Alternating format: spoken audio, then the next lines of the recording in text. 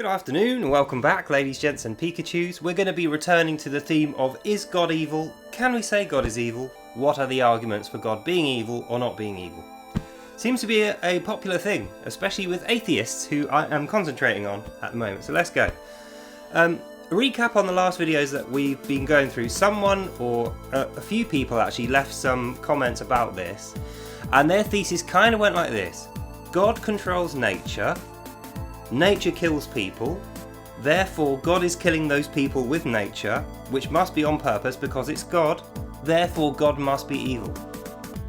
So let's think about that in detail. The basics of this argument is God is demonstrated to be evil in that example because the things he does through his application of nature causes people harm and eventually death. Suffering and death is the two effects, right? So let's break it down in terms of how does that work? Because everyone suffers the passage of time, and through suffering the passage of time, we age and we get older and we get more experience. We learn things and we progress through our lives.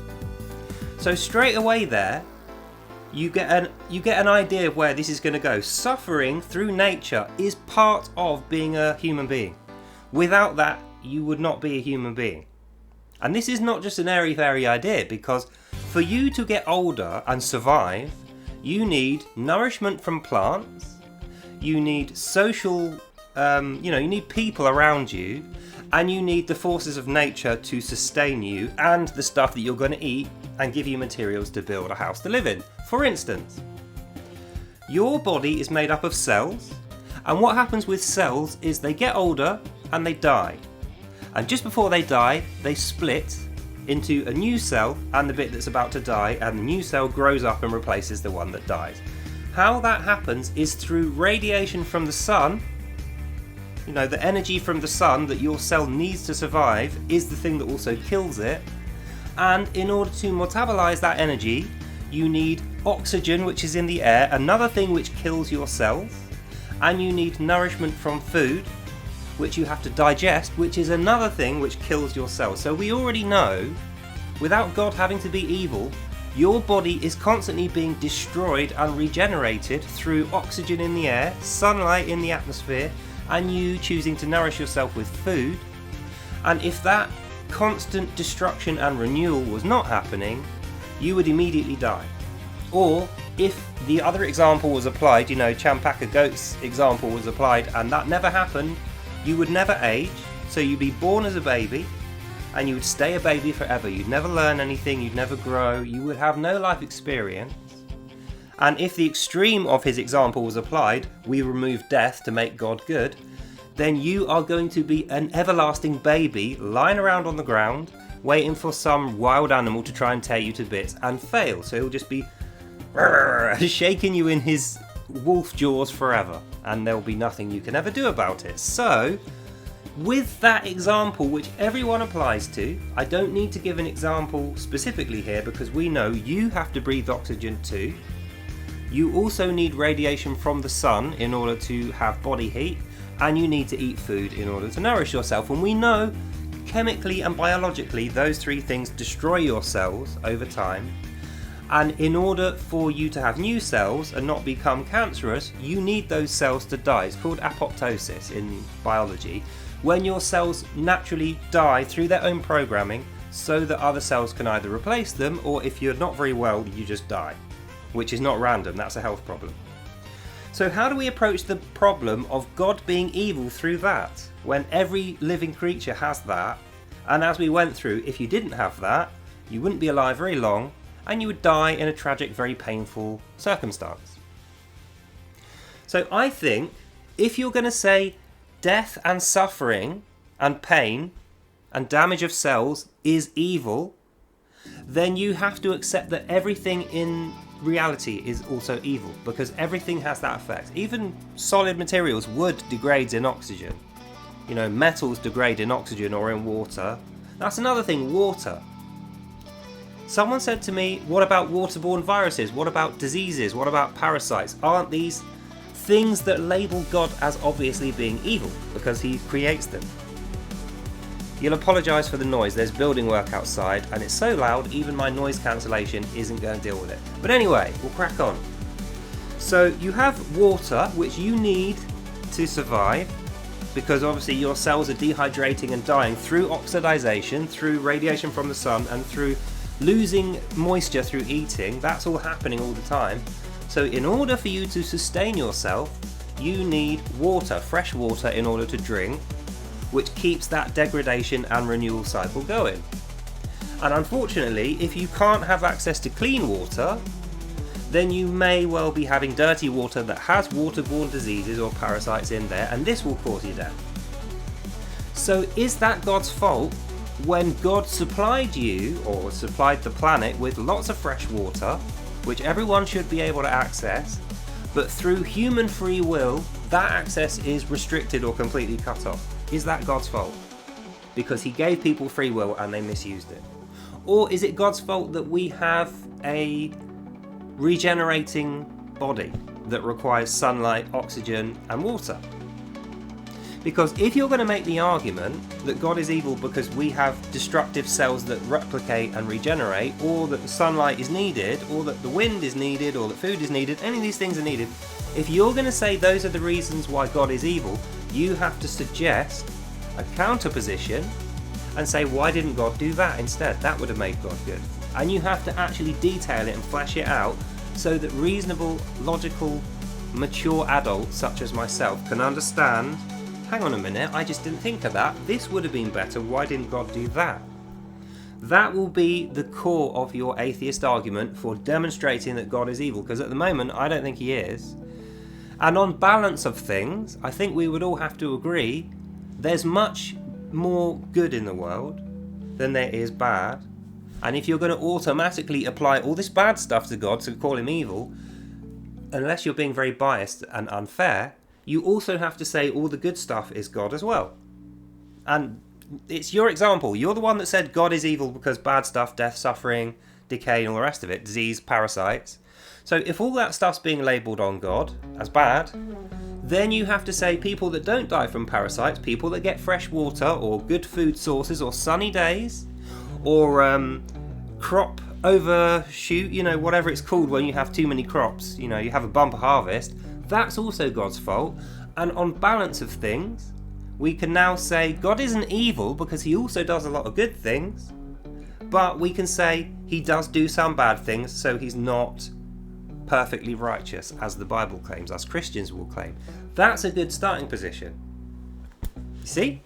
So rather than just saying God's evil, we're going to write off all the good stuff he does, and we're just going to pick out these really biased examples to make sure that he's evil, which is a inherently biased, non-logical position. Now you have to put your thinking caps on and say to yourself, if I was God, how would I re-engineer biology, the environment and humans in order that they would still grow older, but that they wouldn't die or feel damage or suffering, or I could limit that suffering potential and possibly get rid of it? Because if you can do that, if you could design a universe and a world and living creatures that still have all the benefits that we get now without any of the drawbacks, then you will demonstrate you're more intelligent than God. If you can do that, not only will you win the atheist argument, you will win every argument ever, and you will revolutionize the species. So please, step right up. If you think you got the intelligence and you can actually physically do that, I would love to see it. No joke, I would love to see that. Plenty of people have tried and failed. Don't forget that. 2,000 years of people have not been able to crack that particular nut, or even get any close. Get close to it. So that's point one. Point two is, when and how do we define what evil and good is? Because someone, Victim Doodad, mentioned to me Nietzsche, said he read Nietzsche. Well, I have a book that I read from Friedrich Nietzsche here called Beyond Good and Evil, the Philosophy Classic, the international bestseller. Right? That's not the title, that's just what it says on it. In here, Nietzsche speculates that evil has to be driven by an immoral intent from the heart. So that means only human beings are capable of evil and good. And what makes something evil and good is how people's emotions respond to our intent towards them. For instance, I can punch a girl in the face and then I'm evil because that girl didn't want to be punched in the face. That girl can punch me in the face and then she's evil because I didn't want to be punched in the face. However, under certain circumstances, she could punch me in the face and I might really like that. Okay, I'm not saying I do, but it is a possibility. And she could do that without my express consent, and I might still be rather excited about this and want her to continue. And if we reverse it, it could be the same the other way. She could want me to slap her about a bit and really like that. I'm not saying she does. Without my express consent, that could be something which is good for her or good for me, but not good for everyone else. So we know good and evil, if we are saying objective good and evil, is not the Nietzsche version, where it only matters how the person reacts to it. So then we're back on the Bible. The objective good and evil in this book, presented by God, given an example by God's behaviour, is something is good if in the long term, in future, it generates benefits for everyone, not just the people involved, but everyone on an extended basis. For instance, being very strict with your children, they will say it's bad and that's evil, but in the long term, your children will turn out to be better adults and they will improve the world at an accelerated rate. They will have less crime, they will have more productivity, and they will have better relationships. So in the long term, being strict with your children when they're young is good, even though they think it's bad, even though other people might see it and go, oh, that's terrible. Logically speaking, in terms of objectivity, it's good because it makes them better, it makes you a better parent, it makes the world better for having them in it, and in the long term, their children will learn discipline the same as they did, the same as you did, and everyone's a winner. So that's good.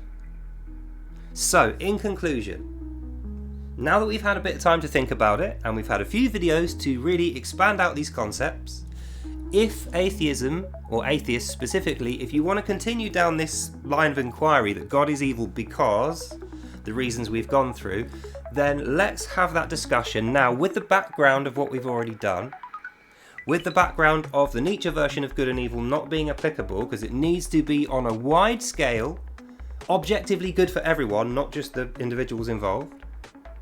And if you want to really truly demonstrate logically that God is evil, you need to recreate the universe and the human body in terms of not suffering from the passage of time or cell degradation, not requiring nutrients, sun radiation, or oxidization in the air or the water, and nourishment from water, but without causing mayhem, like in my last video, where I said if you completely get rid of suffering and death, then everyone's born as immortal babies and they never grow up. And then a wolf can shake them to death forever and they'll never die, so they just suffer forever. You need to solve these problems, atheists, if you want to be taken seriously when you say, I can prove God's evil. So, like I said before, I'm happy to have the discussions. I find them very interesting. And I don't feel intimidated by losing. That's what I want you to get from this, is if you can physically demonstrate to me that you can come up with a better world and universe and a human body than God has already, or if you don't believe in God, the one that we just naturally have, if you can do better and describe that to me, and then say God's evil because he didn't do this, or he's not intelligent because he didn't think of this, now we're cooking. We have a good atheist position that I'm willing to grapple with. And like I say, if it turns out I lose, fine. I'll forget all about God and I'll join you atheists in saying, well, you should have done this. But only if you can prove it to me. Because so far, God's the one who proves things to me, and atheists tend to fall away. So there's the challenge for you. I'm laying down the gauntlet for you here, atheists. If you can redesign the universe, the world, the economy, the environment, and the human body, so that you can do better than God's evil version, which you criticise, if you can do that and detail it to me, and make me understand how that works better than the one we've got, I will concede that you are more intelligent than God, and God's actually evil because he didn't do it. However, if you cannot prove that, and your arguments fall away under scrutiny, then I will expect you to be adult enough and dignified enough to accept defeat and say, well, these reasons are not good reasons to say that God is evil, therefore we will close the book on those reasons. So let's get it going, see where this goes. One of us has got to be right and the other one's got to be wrong. And the truth, when we learn it, will make everyone equally right, and that's what we should be aiming for. So, That's the end of this video. Hope you enjoyed that and you learnt something. God bless you all. Shut up, motorbike idiot neighbour. And I'll see you lovely people in the next one. Bye now. So what I'm essentially saying, atheists, is it's all very well saying these are stupid ideas, these are bad arguments, this doesn't work, but unless you can present an alternative which does work, we're back to square one. So try and do that. God bless you all, and I'll see you lovely people in the next one. Bye now.